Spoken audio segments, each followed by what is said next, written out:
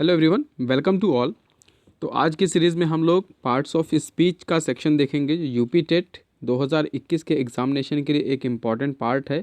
तो यहाँ पर जो क्वेश्चंस पूछे जाएंगे इनके बेसिक कॉन्सेप्ट से हम लोग शुरू करेंगे और उसके अलावा जो भी इसके रिलेटेड क्वेश्चंस हो सकते हैं, एक्सपेक्टेड क्वेश्चंस होंगे, उनको हम सॉल्व करेंगे। तो बेसिक से बिल्कुल स्टार्ट कर रहे हैं, तो पेन पेपर लेकर स्टार्ट हो जाइए, शुरू हो जाइए चीज़ों को समझने के लिए कि पार्ट्स ऑफ स्पीच में कौन कौन सी चीज़ें इंक्लूड हैं और कैसे हमें इसे समझना है। तो सबसे पहले समझते हैं कि पार्ट्स ऑफ स्पीच एग्जैक्टली क्या है।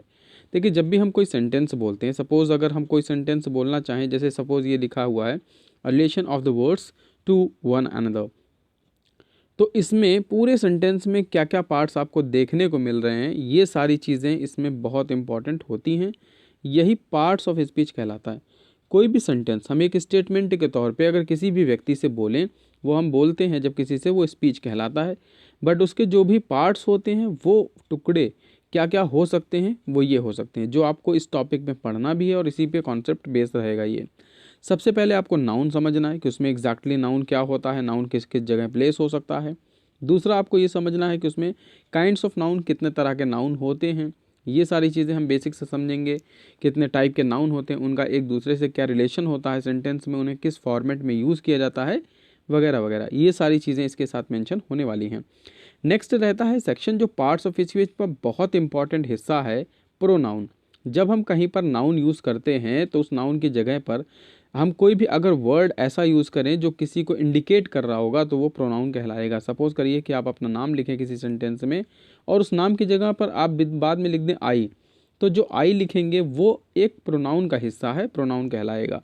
तो ये बेसिक चीज़ें हैं जो क्लास 6 से हम लोग पढ़ रहे हैं, बट एग्जामिनेशन में जब पूछा जाता है तो कुछ ना कुछ ऐसे कन्फ्यूज़न क्रिएट कर दिए जाते हैं जिन्हें शॉर्ट आउट करना ज़रूरी हो जाता है। फिर अगला जो टॉपिक इसमें इंपॉर्टेंट होगा, एडजेक्टिव होगा, जो नाउन के ही चीज़ों के विषय में अच्छी बुरी बातें बताता है या उसी के से रिलेटेड होता है। तो यहाँ पर एडजेक्टिव के विषय में भी हम लोग पार्ट्स ऑफ स्पीच में देखेंगे, जो पार्ट्स ऑफ स्पीच का हिस्सा होता है। फिर इसके बाद में वर्ब। अब वर्ब यहाँ पर दो कैटेगरी में बदल जाती हैं, एक कहलाती हेल्पिंग वर्ब और दूसरी कहलाती मेन वर्ब। दो कैटेगरी में से बांट के हम लोग समझेंगे, पढ़ेंगे कि हेल्पिंग वर्ब किसे किसे कहते हैं और कितने तरह की हेल्पिंग वर्ब होती हैं। इसके अलावा जो मेन वर्ब है, ये कितने तरह के मेन वर्ब होते हैं, ये सारी चीज़ें हम लोग समझेंगे यहाँ पर। फिर इसके बाद में एडवर्ब। अब वर्ब से ही रिलेशन रखता है एडवर्ब, इस चीज़ के टाइप्स और इनके यूजेस, इन सब चीज़ों को देखेंगे। फिर प्रीपोजिशन पढ़ना है आपको इस टॉपिक में और कंजंक्शन पढ़ना है। ये सारे इंपॉर्टेंट टॉपिक हैं जो पार्ट्स ऑफ स्पीच के अंदर आने वाले हैं, तो इन्हीं के कॉन्सेप्ट को आप समझेंगे। तो सबसे पहले हम समझते हैं कि ये टाइप सेंटेंस का जो होता है उसमें सब्जेक्ट और वर्ब का क्या रिलेशन रहता है जब हम सब्जेक्ट को स्टार्टिंग से बना रहे होते हैं। तो बड़ी इंपॉर्टेंट सी चीज़ है, बहुत चीज़ खास आपको ध्यान रखनी है कि अच्छे से याद कर लीजिएगा इसको, कि जब भी कोई वर्ब नंबर और पर्सन के अकॉर्डिंग जब उसे देखा जाता है, नंबर का मतलब गिनती, अगर मान लीजिए हम कोई वर्ब यूज़ कर रहे हैं तो वो वर्ब किस तरह से यूज़ है, मतलब सिंगुलर है, पर्सन के अकॉर्डिंग किसकी तरह से यूज़ किया जाएगा, सिंगुलर प्लूरल, ये सारी चीज़ें। तो उसका नंबर और पर्सन जो होता है वो हमेशा सब्जेक्ट के अकॉर्डिंग चेंज होता रहता है और सब्जेक्ट के अकॉर्डिंग ही होता है यहाँ पर, उसी के अकॉर्डिंग हम यूज़ करते हैं। उसे या तो सिंगुलर में यूज़ करेंगे और या तो प्लूरल में यूज करेंगे। दो तरह के होते हैं। प्लूरल सब्जेक्ट के साथ में जब हम यूज़ करते हैं तो प्लूरल वर्ब का प्रयोग होता है, लेकिन सिंगुलर सब्जेक्ट के साथ जब हम यूज़ करते हैं तो सिंगुलर सब्जेक्ट होता है, सिंगुलर वर्ब होता है। तो ये जो रिलेशन है, यही रिलेशन हमें पार्ट्स ऑफ स्पीच में समझना है। अभी हम सेंटेंस कोई देखें तो इस तरह से होगा, जैसे यहाँ लिखा हुआ अ गर्ल। अब अ गर्ल वर्ड जो है वो एक सिंगुलर सब्जेक्ट है, यहाँ ध्यान से देखें, सिंगुलर। इसके साथ में जो वर्ब लगाई गई है ये सिंगुलर वर्ब है। जनरली कोई भी जो वर्ब होते हैं वो प्लूरल फॉर्म में होते हैं, लेकिन इसके साथ में जब हम एस या ई एस लगा देते हैं तो ये सिंगुलर कहलाता है। तो इसका मतलब ये हो गया कि सिंगुलर सब्जेक्ट के साथ में सिंगुलर वर्ब का यूज़ किया जाएगा। अब यहाँ पे अ गर्ल, लड़की जो है वो दौड़ती है, रन्स, RUNS लिखा, रन्स। ये सेंटेंस जो है प्रेजेंट का इंडेफिनिट सेंटेंस बनाया गया है, मगर इसे प्रेजेंट के इंडेफिनिट सेंटेंस कैसे पहचानेंगे? जो भी यहाँ पे दूसरे नंबर पे वर्ब लिखी है सब्जेक्ट के बाद में, उसमें एस या ई एस लगा रहता है, इसी से पहचान लेंगे कि ये यहाँ पर प्रेजेंट इंडेफिनिट का सेंटेंस है, एस या ई एस लगे होने से या फिर इस वर्ब के फर्स्ट फॉर्म में होने से। ये दो कंडीशन होती है जिससे हम इसे पहचान लेंगे कि ये सेंटेंस एक इंडेफिनिट सेंटेंस है। अभी यहाँ पे जो लिखा हुआ अगर, यह किसी के बारे में बता रहा है, एक लड़की है रन्स से पता चल रहा है वो कर क्या रही है, काम कर रही है कुछ ना कुछ, तो रन का मतलब दौड़ना होता है, तो रन्स में एस लगा दिया गया है, रन्स कर दिया गया है, तो इसका मतलब वो दौड़ती है। तो जब हमें किसी वर्ड से काम का पता चलता है उसी को हम लोग कहते हैं वर्ब, वही वर्ड हमें वर्ब की पहचान कराता है। उसके बाद लिखा है ऑन द रोड। अब ये यहाँ पर बाकी का हिस्सा जो हो गया एक फ्रेज है यहाँ पर दिया हुआ, तो यहाँ पर ये ऑब्जेक्ट का काम कर रहा है। इस तरह से ये पूरा सेंटेंस है, a girl runs on the road. Next में ही देखिए कुछ ऐसा ही बिल्कुल लिखा हुआ है जैसे लिखा है ही के साथ में जो वर्ब यूज़ किया गया है गो। इस गो को जो प्लूरल फॉर्म में था उसको ई एस लगा के इसे सिंगुलर फॉर्म बना दिया गया। तो यहाँ पर जो सिंगुलर सब्जेक्ट है, यहाँ पर देखिए यही कहा गया था ना, सिंगुलर सब्जेक्ट के साथ सिंगुलर वर्ब का यूज़ करेंगे। तो जो सिंगुलर सब्जेक्ट है उसके साथ में वर्ब भी सिंगुलर का यूज़ करना कंपलसरी हो जाता है। इसी तरह से नेक्स्ट वाले में अब देखेंगे हम कि यहाँ प्लूरल सब्जेक्ट पहले से लिखा हुआ है, दे जो है वो प्लूरल सब्जेक्ट है, तो इसके साथ में अब हम लोग सब्जेक्ट के साथ वर्ब भी प्लूरल ही लगाएंगे।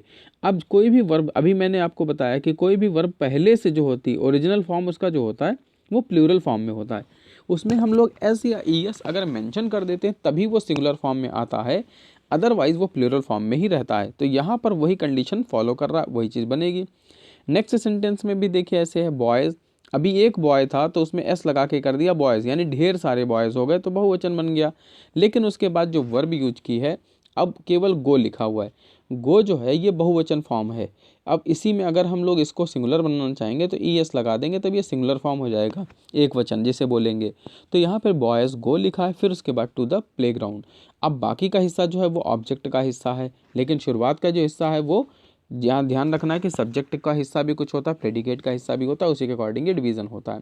अब बेसिकली इन पॉइंट्स को आप याद रखेंगे जो काफ़ी हेल्पफुल होगा। जब भी कोई नाउन होता है वो नाउन जनरली क्या होता है सिंगुलर फॉर्म में रहता है, उसमें एस या ई एस कोई भी सिंगुलर फॉर्म में रहता है, बट सिंगुलर नंबर में वो एक वचन होता है जिसमें एस या ई एस लगाने पर वो प्लूरल बन जाता है। अगर मान लीजिए लिखा है बॉय तो ये सिंगुलर है, इसके साथ एस लगा देंगे तो ये बहुवचन हो गया प्लूरल। इसी तरह से हम इसको जब बनाते हैं तो ये बहुवचन बन जाता है। लेकिन जो वर्ब होते हैं वो पहले से प्लूरल फॉर्म में होते हैं, उसमें एस या ई एस लगा देने से वो सिंगुलर में बदल जाते हैं। अगर रन लिखा है तो रन पहले से रन ही रहेगा, अगर इसके साथ ई एस जोड़ देंगे या एस जोड़ देंगे तो ये सिंगुलर फॉर्म हो जाएगा। यही चीज़ यहाँ पे समझनी है कि वर्ब जो है पहले से प्लूरल में रहता है, नाउन जो है पहले से सिंगुलर में रहता है। तो ये दोनों का डिफरेंस है। जनरली एग्जाम में ये क्वेश्चन पूछे जाते हैं, तो इस चीज़ को बिल्कुल प्रिपेयर अच्छे से कर लें, तभी समझ में आएगा कि आगे क्वेश्चन कैसे आने वाले हैं। तो देखिए टाइप्स कुछ ऐसे नज़र आएंगे। अब बॉय लिखा है, बॉय में हमने एस जोड़ दिया तो ये फॉर्म जो है प्लूरल बन गया, ये नाउन है यहाँ पर सभी, क्योंकि किसी व्यक्ति या वस्तु या किसी चीज़ के नाम है ये। और जब किसी का नाम होता है तो हम उसी वर्ड को नाउन के नाम से जानते हैं। यहाँ पर कहा जा रहा विमेन। अब जो दूसरा वर्ड है वुमेन, ये वैसे तो यहाँ पर एक वचन में लिखा हुआ है, लेकिन इसमें ई एन लगा के कुछ इंटरनल चेंजेस करते हैं। कुछ ऐसे प्लूरल होते हैं जिसमें इंटरनल चेंज किया जाता है, यानी एस या ई एस का रोल हर जगह नहीं होता है। तो यहाँ पर कुछ ऐसी जगह होती है जिसमें हम लोग कोई भी अंदर एक वर्ड चेंज कर देते हैं, जिसकी वजह से ये इस तरह से बन जाता है। कोई एक लेटर यूज कर देते हैं, चेंज कर देते हैं। जैसे कि यहाँ लिखा है वुमन तो उसमें हमने ई लगा दिया विमेन, इस तरह से ये बहुवचन हो गया। फिर लिखा है बॉक्स, बॉक्स में ई एस लगा दिया तो बॉक्सेस हो गया। तो ये सभी जो फॉर्म है ये बहुवचन है यानी प्लूरल हैं, और यहाँ पर जितने भी फॉर्म है ये एक वचन है, सिंगुलर है, लेकिन ये सभी नाउन है। अब वर्ब की बात करें तो वर्ब गोज जो है ये प्लूरल में अभी पहले से मौजूद होता है सिंगुलर में, लेकिन जब इसकी प्लूरल फॉर्म देखेंगे तो लिखा जाएगा प्लूरल में गो। अब यहाँ पे ध्यान दीजिएगा ये ओरिजिनल्स हैं, इस जगह पर ये ओरिजिनल हैं और ये कंपोजिट हैं, इन्हें बनाया गया है, इस जगह पे कंपोज किया गया है। लेकिन ये वर्ड्स जो हैं ये ऑलरेडी प्लूरल में रहते हैं, इसलिए वापस इन्हें सिंगुलर में इस तरह बनाया जाता है। अब यहाँ पे उल्टा है, यहाँ पे ऑलरेडी ये सिंगुलर में हमें ऐसे देखने को मिलते हैं, इसे प्लूरल बनाया जाता है। तो ये प्रोसेस है, जिन चीज़ों को आपको समझना है कि वर्ब कैसे बनाई जाती है, यहाँ पे वर्ब को प्लूरल कैसे या सिंगुलर से प्लूरल कैसे बनाते हैं, प्लूरल से सिंगुलर कैसे बनाते हैं। अब जैसे रन, ओरिजिनल फॉर्म तो रन है, रन के साथ एस लगा दिया तो रन्स हो गया। सिंग लिखेंगे, सिंग का ओरिजिनल फॉर्म जो है सिंग रहता है, लेकिन एस लगा के सिंग्स कर देंगे, इसे सिंगुलर बना देंगे। तो ये तरीका है जिससे हम लोग इसको सिंगुलर और प्लूरल में चेंज कर सकते हैं। फिर अब सेंटेंस में देखें कि शालिनी प्लेज हॉकी। अब शालिनी यहाँ पे ध्यान से समझें, अकेले है ना, तो अकेले के साथ में जब भी हम कोई वर्ब लगाएंगे, प्ले जैसे लिखेंगे तो प्ले के साथ में एस लगा देंगे, क्योंकि अभी बार बार कहा जा रहा है कि सिंगुलर सब्जेक्ट के साथ में जो वर्ब लगाएंगे वो भी सिंगुलर होना चाहिए, तो उसको सिंगुलर बनाने के लिए एस या ई एस लगा देंगे। तो यहाँ पर आप ऐसे भी समझ लीजिए कि जब भी सब्जेक्ट एक वचन होता है तो वर्ब की फर्स्ट फॉर्म में एस या ई एस लगाना कंपलसरी होता है, यानी ये आपको लगाना ही है अगर आप सेंटेंस को प्रेजेंट का इंडेफिनिट सेंटेंस बनाकर लिख रहे हैं तब। दूसरे सेंटेंस में भी ऐसे ही है, लिखा है कनिका सिंग्स अ सॉन्ग, तो कनिका लिखने के बाद में सिंग लिखना चाहिए, लेकिन इसमें एस लगा दिया गया है, मतलब ये सिंगुलर फॉर्म में बना दिया गया है, कनिका सिंग्स अ सॉन्ग। इस तरह से ये सेंटेंस कंप्लीट किया गया। नेक्स्ट सेंटेंस में देखिए क्या कह रहे हैं कि ही राइट्स अ लेटर। अभी जो सेंटेंस लिखा है ही, उसके बाद राइट में एस लगा दिया, राइट्स। अब एस जोड़ने से क्या हुआ, ये एक प्लूरल फॉर्म से एक सिंगुलर फॉर्म में वापस आ गया, वर्ब का जो हिस्सा था, और आ लेटर लिख दिया। तो यहाँ पर पूरा का पूरा वर्ड हो गया ही राइट्स अ लेटर, वह एक पत्र लिखता है। इसी तरह से नेक्स्ट सेंटेंस में कहा जा रहा है कि शी ड्रिंक्स वाटर। तो शी के बाद में जो ड्रिंक लिखा है उसमें एस लगा के उसे सिंगुलर फॉर्म में बदल दिया गया है, तो लिखा गया शी ड्रिंक्स वाटर, वह पानी पीती है। इसी तरह से यहाँ पर जितने भी चेंजेस किए गए सभी वर्ब में एस लगाकर उसे सिंगुलर फॉर्म में लाया गया है, क्योंकि पहले से वो सभी प्लूरल फॉर्म में थे। अभी नेक्स्ट में हम देखें, इस तरह से कुछ लिखा है कि बॉयज़ प्ले हॉकी। अब बॉयज़ के साथ में यहाँ पे बहुवचन जो है हमें ओरिजिनल फॉर्म वर्ब का फिल किया। अभी बॉय जो है वो पहले से ही सिंगुलर फॉर्म में ऐसे रहता है, बहुवचन बनाने के लिए एस लगा दिया, बन गया बॉयज़। अब प्ले जो लिखा है उसको ओरिजिनल फॉर्म में यूज कर दिया, क्योंकि ओरिजिनल फॉर्म उसका जो होता है प्ले का, प्ले जब लिखा जाता है तो वो बहुवचन में पहले से ही होता है, इसलिए बॉयज़ प्ले हॉकी। ये जब हम लिखेंगे तो इसका अर्थ निकल आएगा लड़के हॉकी खेलते हैं। इसी तरह से अगले में भी कहा जा रहा है गर्ल्स सिंग अ सॉन्ग। अब गर्ल्स में एस लगा हुआ है, ये बहुवचन बन गया। उसके बाद सिंग में एस या ई एस नहीं लगाया, ये ऑलरेडी बहुवचन पार्ट में है, यानी ये ऑलरेडी एक प्लूरल वर्ब है। और इस तरह से यहाँ लिख देंगे और फिर लिख देंगे आ सॉन्ग, तो इसका अर्थ हो जाएगा लड़कियाँ गाना गाती हैं। इसी तरह से नेक्स्ट वाले सेंटेंस में होगा दे राइट अ लेटर। तो दे जो है वो बहुवचन है, यानी दे का मतलब होता है वे। ढेर सारे लोग जब कहीं बैठे होते हैं तो हम दे से कह के संबोधित करते हैं। अब यहाँ पे जो राइट लिखा है WRITE, राइट, इसको हमने वैसे के वैसे यूज कर दिया है, क्योंकि ये ऑलरेडी एक ऐसे फॉर्म में है जो बहुवचन के साथ यूज़ होता है, तो इसलिए बहुवचन फॉर्म में इसको ऐसे ही लगा देंगे हम। इसका अर्थ हो जाएगा वे पत्र लिखते हैं। नेक्स्ट वाले सेंटेंस में कहा जा रहा है, देखिए वी, उसके बाद कहा गया ड्रिंक। तो इसी तरह से ड्रिंक को वैसे ही लिख दिया वी के साथ में, तो इसमें कोई चेंजेस नहीं किए। दैट मीन्स ये ऑलरेडी एक प्लूरल फॉर्म में है जिसमें कोई चेंजेस करने की आवश्यकता नहीं है। तो ये सेक्शन है जिसमें आपको सिंगुलर और प्लूरल का ध्यान रखना पड़ता है, कि आई होप कि इससे चीज़ें आपको क्लियर हो रही हैं। अगर कोई कन्फ्यूज़न होगा तो कमेंट्स बॉक्स में अपना क्वेश्चन ड्रॉप कर सकते हैं और उसका आंसर आपको मिलेगा। चलिए अब एक सेट सॉल्व करते हैं, समझते हैं कि इस सेक्शन से क्या चीज़ें पूछी जाती हैं। तो आप समझ लें, पार्ट्स ऑफ स्पीच से आपको दो चीज़ें पूछी जाएंगी। पहला, आपको रीअरेंजमेंट पूछा जा सकता है, रीऑर्डरिंग जिसे कहते हैं। दूसरा, आपसे यहाँ पर जो क्वेश्चन पूछे जाएंगे उसमें करेक्शन कराए जाएंगे, रेक्टिफिकेशन जिसे हम बोल सकते हैं। तो सेंटेंस में कुछ एरर दिए होंगे जिन्हें आपको फाइंड आउट करना होता है, पार्ट्स ऑफ स्पीच के हिस्से में रहता है। हालांकि वो सेंटेक्स का पार्ट है, बट पार्ट्स ऑफ स्पीच में ही वो चीज़ें पूछी जाती हैं। अब यहाँ पर सेंटेंस देखें, लिखा stars shines at night. Sentence को थोड़ा सा डिस्टर्ब कर दिया गया, यानी ये करेक्शन करना है। अब एग्जैक्टली कौन सा पार्ट यहाँ पे करेक्ट करना है, क्या इसमें गलती है, ध्यान से देखिए। लिखा हुआ है स्टार्स, तो स्टार्स का मतलब होता है तारे। अब तारे जो होते हैं आसमान में चमकते हैं, वो बहुवचन में पहले से दिया हुआ, स्टार में एस लगा हुआ है, बहुवचन में पहले से दिया है। लेकिन यहाँ पर देखिए शाइन्स लिखा है, SHINES। अब साइंस जो लिखा हुआ है यहाँ पर प्लूरल फॉर्म में मौजूद नहीं है, जबकि अभी ऊपर हम लोग रूल पढ़ रहे थे कि जब भी हमारा सब्जेक्ट प्लूरल हो तो हमारा वर्ब भी प्लूरल होना चाहिए।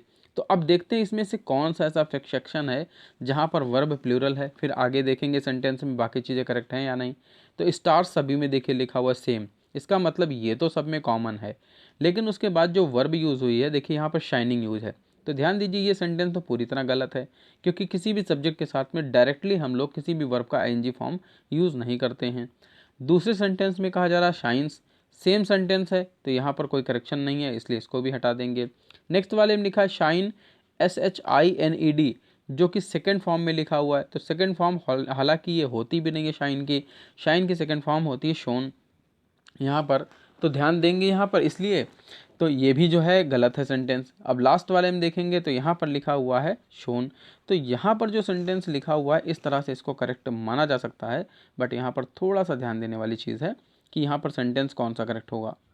सेंटेंस एग्जैक्टली होगा यहाँ पे शाइन्स, केवल यहाँ पे एस हटा देंगे, इस जगह पे शाइन्स करेक्ट हो जाएगा।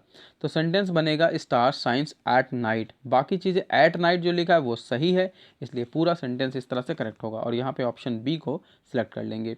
नेक्स्ट सेंटेंस देखेंगे, टीचर्स लव्स गुड स्टूडेंट। अब देखिए यहाँ पर ध्यान देंगे तो सेंटेंस किस तरह से लिखा है, टीचर्स ऑलरेडी प्लूरल है। अब जब प्लूरल हमारा सब्जेक्ट होता है तो हमें वर्ब के सेक्शन में ही काम करना है और देखना है कि क्या ये यहाँ पर सही प्लेस्ड है या नहीं। तो यहाँ पर जो लिखा हुआ है टीचर्स प्लूरल में, जब उसके साथ वर्ब यूज होगा तो हमारे वर्ब जो है वो लव यूज होना चाहिए, ना कि लव्स। अगर इसे पास्ट में बनाया जाएगा तो एक अलग सेक्शन होगा, तब वहाँ पे लव्ड लिखना चाहिए। लेकिन यहाँ पर सेक्शन जो है किस तरह से देखें, पहला सेंटेंस लिखा हुआ टीचर लव्स गुड, तो सेम चीज़ है यहाँ पर पहला सेंटेंस, तो पहला ऑप्शन तो गलत हो गया। दूसरे में कहा जा रहा है टीचर लव, अब यहाँ पे ये सिंगुलर है, ये भी प्लूरल, ये प्लूरल है, दोनों का कॉम्बिनेशन नहीं बन रहा है, सब्जेक्ट सिंगुलर वर्ब प्लूरल, तो ये भी नहीं आएगा। तीसरे में कहा जा रहा है, देखिए टीचर्स लव गुड स्टूडेंट, तो यहाँ पर हालांकि ये सेक्शन बन रहा है कि प्लूरल सब्जेक्ट है और प्लूरल वर्ब है, दोनों का कॉम्बिनेशन बन रहा है, गुड स्टूडेंट्स बाद में, तो ऑप्शन सी इसके लिए सही होगा। लास्ट भी देख लेते हैं, यहाँ पर आईएनजी फॉर्म लगा हुआ है जो कि गलत है पूरी तरह से, बिना किसी हेल्पिंग वर्ब के लगा है, इसलिए यहाँ पर ये सही नहीं होगा, तो ऑप्शन सी इस क्वेश्चन के लिए सही होगा। नेक्स्ट क्वेश्चन में देखेंगे कि ऐसे ही कुछ चीज़ें दी हुई हैं, we was playing hockey in the evening. अब यहाँ पर बहुत ध्यान से देखेंगे, सब्जेक्ट हमारा क्या है, वी जो है एक बहुवचन सब्जेक्ट होता है और बहुवचन सब्जेक्ट के साथ में जो हेल्पिंग वर्ब लगाई जाती है वो भी बहुवचन होनी चाहिए। अगर पास्ट में हम यूज़ कर रहे हैं तो वहाँ पे पास्ट में वर का यूज किया जाएगा। तो बहुत सी चीज़ें हैं, वी के साथ में कौन कौन से बहुवचन हेल्पिंग वर्ब लग सकते हैं। वी के साथ में लगता है जनरली हम लोग अगर प्रेजेंट में लगाएंगे तो आर, पास्ट में लगाएंगे तो वर, परफेक्ट में लगाएंगे तो हैव, और परफेक्ट पास्ट के में लगाएंगे तो हैड। इसी तरह से अगर हम लोग मॉडल यूज करेंगे तो इसके साथ शैल, इस तरह से यूज होता है। तो ये चीज़ें आपको ध्यान रखनी, उसी के अकॉर्डिंग यहाँ पे देखेंगे तो वॉस की जगह पे वर होना चाहिए। देख ले सेंटेंस कौन सा सही है, तो वर ये है, लेकिन ऑप्शन तीनों वर वाले आ रहे हैं। तो अब आगे भी देखेंगे, वर के बाद में ध्यान देना है कि जब भी कोई हेल्पिंग वर्ब लग जाती है उसके जस्ट बाद में जो वर्ब आएगी वो आईएनजी में आना चाहिए। कुछ कंडीशन में ऐसा होता है, पैसिव सेंटेंस अगर नहीं है तो, ये सेंटेंस हमारा एक्टिव का ऑलरेडी है तो यहाँ पर पैसिव वाला कोई केस नहीं बन रहा, इसलिए आईएनजी आना चाहिए, क्योंकि यहाँ पर कहीं बीच में भी बाय नहीं दिया है और शुरुआत में जो सब्जेक्ट हमारा है वो लिविंग थिंग है। तो कई कारण ऐसे बन जाते हैं जिसकी वजह से हम कह सकते हैं ये सेंटेंस हमारा एक्टिव में है। तो अब उस हिसाब से चलेंगे कि हमारा वर्ब के बाद में आईएनजी वर्ब होना चाहिए। यहाँ पे देखिए दिया हुआ थर्ड वाले में, we were playing hockey in the evening, तो ये सेंटेंस हमारे लिए करेक्ट हो जाएगा इस तरह से, थर्ड ऑप्शन। आई होप कि चीज़ें आपको क्लियर हो रही है। अगर क्लियर हो रही तो एक बार वीडियो को शेयर कर दें और लाइक कर दें, सभी के साथ में शेयर कर दें, जिससे और से ज़्यादा लोग हमारे साथ जुड़ सकें। इस सेंटेंस में कहा जा रहा है कि शी हैव डन इट, तो शी के बाद में हैव लगाया गया है। ध्यान से समझिए कि हैव का यूज जो है बहुवचन के साथ किया जाता है, सिंगुलर के साथ नहीं। यहाँ पर शी जो है सब्जेक्ट सिंगुलर है, इसलिए शी के साथ कभी भी हैव का प्रयोग नहीं किया जाएगा। इस चीज़ को ध्यान रखेंगे, इसीलिए यहाँ पर उस करेक्शन को हमें दूर करना है, उस चीज़ को सही करना है।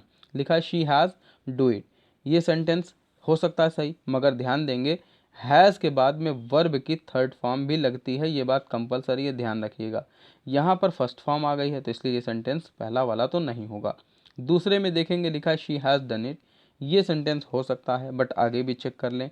लिखा है शी हैव, वापस से आ गया तो नहीं हो सकता। शी हैज़ डिड, हैज़ के बाद में डिड आ गया सेकंड फॉर्म, ये भी नहीं हो सकता। तो बचा कुल मिला के ऑप्शन बी जो कि करेक्ट है। हैज़ के बाद में डन लिखा है, दैट मीन थर्ड फॉर्म, और इट उसके बाद में जैसा कि सेंटेंस में यूज़ हुआ है वो भी चीज़ें यहाँ दी हुई हैं। नेक्स्ट सेंटेंस में इसी तरह लिखा हुआ है they is singing a song in the class. अब दे के बाद में हेल्पिंग वर्ब इज़ लगाया गया है जो पूरी तरह से गलत है। दे के बाद में हेल्पिंग वर्ब प्रेजेंट में आर का यूज़ करते हैं, तो वही चीज़ हमें ध्यान रखनी है। अब आर के ऑप्शन वाले यहाँ 3 सेंटेंस मिल रहे हैं, हमें आगे भी देखना होगा। आर के बाद में वर्ब की आईएनजी फॉर्म होनी चाहिए, जिस जो इन दोनों में नहीं है काट देंगे, यहाँ बचा आईएनजी फॉर्म।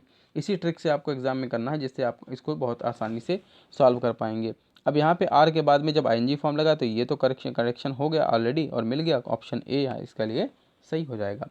नेक्स्ट सेंटेंस में लिखा है वी लव्स ईच अदर। अब यहाँ पर भी ध्यान देंगे तो यहाँ पर सब्जेक्ट हमारा प्लूरल है, लेकिन वर्ब जो हमारा वो सिंगुलर है, क्योंकि उसके साथ में एस या ई एस वाला रोल प्ले कर रहा है। यहाँ पर लव के साथ में एस लगा हुआ है, तो ये एक सिंगुलर वर्ब हो गई, इसलिए यहाँ पर हमें वर्ब जो है वो चाहिए प्लूरल या फिर सेकंड फॉर्म में। तो यहाँ देखेंगे कुछ सेंटेंस में यहाँ पर हेल्पिंग वर्ब लग गया, ये तो हो नहीं सकता है। डायरेक्ट आईएनजी फॉर्म हो गया बिना हेल्पिंग वर्ब के, ये भी नहीं हो सकता है। हेल्पिंग वर्ब का जो आईएनजी फॉर्म है वो बिना हेल्पिंग वर्ब यूज नहीं करते हैं। और यहाँ पर लिखा है वी लव ईच अदर, तो मे बी ये हो सकता है, बट इसके पहले हम करेक्शन और भी देख लें कि पहले वाली सेंटेंस में भी सेम कॉपी किया गया, तो पहला वाला भी बिल्कुल नहीं है, इसलिए ऑप्शन डी इसके लिए सही हो जाएगा। नेक्स्ट सेंटेंस में देखते हैं। नेक्स्ट लिखा है Ram and Mohan is absent from the class. अभी ध्यान से देखेंगे, राम अकेला है, मोहन अकेला है, तो हेल्पिंग वर्ब क्या लगी है, इज, जबकि ये पूरी तरह से गलत है। कारण क्योंकि दोनों सब्जेक्ट को एक साथ जोड़ दिया गया एंड वर्ड से। अब दोनों को जब एक कनेक्टर लगा के जोड़ा गया है एंड से, तो ये दोनों जुड़ने के बाद में हो गए बहुवचन, इसलिए यहाँ पर अब इज नहीं, यहाँ पर आर का यूज़ होना चाहिए, जो यहाँ पर करेक्शन के रिक्वायर है। अब सेंटेंस में हम देखेंगे कि किस सेंटेंस, कौन सा सेंटेंस इस रूल को फुलफिल कर रहा है। सभी में देखेंगे तो दो में आर मिल रहा है, लेकिन दोनों में ध्यान से देखेंगे यहाँ पे अब्सेंट लिखा है या अब्सेंटेड लिखा है। अब्सेंटेड कोई वर्ड नहीं होता, इसलिए इसको तो काट देंगे पूरी तरह से, केवल अब्सेंट लिखा है वो चीज़ सही हो जाएगी। तो ये सेंटेंस में ऑप्शन नंबर बी इसके लिए करेक्ट हो जाएगा। नेक्स्ट सेंटेंस में लिखा है children is shouting in the field. अब यहाँ पर चिल्ड्रन जो है वो लिखा है प्लूरल में। चिल्ड्रन जो है ऑलरेडी एक प्लूरल वर्ब है, प्लूरल सब्जेक्ट है, जिसे ध्यान रखें कि इसका सिंगुलर सब्जेक्ट ये नहीं होता, सिंगुलर होता है इसका चाइल्ड। यहाँ पर इस वर्ड को ऑलरेडी प्लूरल में ही कंसीडर किया जाता है, इसलिए इसके साथ जो हेल्पिंग वर्ब लगेगी वो ऑलवेज हमेशा प्लूरल की ही लगेगी। जैसे कि प्रेजेंट में है सेंटेंस तो आर लगना चाहिए। अब आर यहाँ देखेंगे दो में है, एक में शाउटिंग लिखा है, एक में शाउटिंग लिखा है, लेकिन थोड़ा सा अंतर है। पहले वाले में इसमें एस लगा दिया गया जो कि गलत है, चिल्ड्रंस, तो चिल्ड्रंस वर्ड नहीं होता, इसलिए गलत है। ऑप्शन डी इसके लिए अब सही हो जाएगा। आई होप कि चीज़ें आपको क्लियर हो रही हैं। अभी हम लोग इसके आगे देखिए बहुत सी सीरीज़ देखेंगे, लेवल बहुत से आएंगे। अभी सारा पार्ट्स ऑफ स्पीच कवर करना है, नाउन करना है, प्रोनाउन करना है, तो सारी चीज़ें हम लोग धीरे स्टेप टू स्टेप देखेंगे। आप चैनल पे बने रहिए, सारी कंटेंट्स आपको यहाँ पे मिलेंगे, पूरा यूपी टेट और जो भी आपका जूनियर या प्राइमरी का जो भी आपने फॉर्म फिल कर रखा है उसके लिए आपको लैंग्वेज सेकेंड का टोटल मटेरियल आपको यहाँ पे मिलने वाला है। नेक्स्ट देखते हैं, इसी तरह सेंटेंस लिखा है boys runs on the road. अब बॉयज़ सब्जेक्ट हमारा हो गया प्लूरल, इसके साथ जो वर्ब हो रही है वो सिंगुलर, तो यहाँ पर हमें रन्स नहीं बल्कि रन लिखना है। इसी तरह से इसको करेक्ट करेंगे, मगर किस तरह से कौन सा सेंटेंस इसको फुलफिल करेगा वो चीज़ देखेंगे। तो लिखा है बॉयज़ इज़, गलत हो गया। बॉयज़ रनिंग, ये भी गलत हो गया क्योंकि बॉयज़ के बाद में डायरेक्ट आईएनजी आ गया जो कि होता नहीं है। नेक्स्ट सेंटेंस है लिखा जा रहा boys run on the road, में भी सही हो सकता है, बट आगे देखें पहले भी यहाँ पे लिखा है बॉयज़ रनड। अब ये सेंटेंस भी नहीं होता है, कोई भी वर्ड ही नहीं होता, तो इसलिए ये भी करेक्ट कट गया। ऑप्शन सी बचा। ऑप्शन सी को ग्रामेटिकली देखेंगे तो बॉयज़ बहुवचन में दिया है, रन भी बहुवचन में दिया, यानी बहुवचन सब्जेक्ट के साथ बहुवचन वर्ब हो सकता है। ऑन द रोड बाकी सही है, ये सेंटेंस इसलिए करेक्ट हो जाएगा। And the next last question देखते हैं कि दीज एप्पल्स इज़ ग्रीन। अभी यहाँ पे कहा जा रहा है दीज ढेर सारे और एप्पल सेब हैं, बट यहाँ पर जो दोनों है वर्ब जो है प्लूरल लगा दिए गए हैं और उसके बाद में हेल्पिंग वर्ब जो है वो इज़ लगाई गई है, जो कि दीज के साथ में कभी नहीं आता, ये ध्यान रखें। तो दीज के साथ में ये तो नहीं आएगा, एम आता नहीं, एम आई के साथ आता है, इसलिए ये कट गया। उसके बाद हैज़ की बात करेंगे, सेम थिंग कि दीज के साथ हैज़ नहीं आता, ये भी कट गया। बचा हमारा दीज एप्पल्स आर ग्रीन, तो ऑप्शन नंबर 3 सही हो जाएगा। तो इस तरह से हमको ये क्वेश्चन सारे सॉल्व करने हैं जो हमारे लिए ईजिली आसानी सॉल्व हो जाएंगे। आई होप कि आज की सीरीज़ से आपको काफ़ी कुछ चीज़ें सीखने को मिली होंगी, आपके यूपी टेट की तैयारी के लिए एक ये बूस्टर का काम करेगा। ऐसे ही चैनल पे बने रहिए और देखते रहिए हमारे इस चैनल को। तो स्टे हैप्पी, स्टे सेफ। अगले एपिसोड में हम फिर एक नए वीडियो के साथ मिलेंगे। Okay, thank you.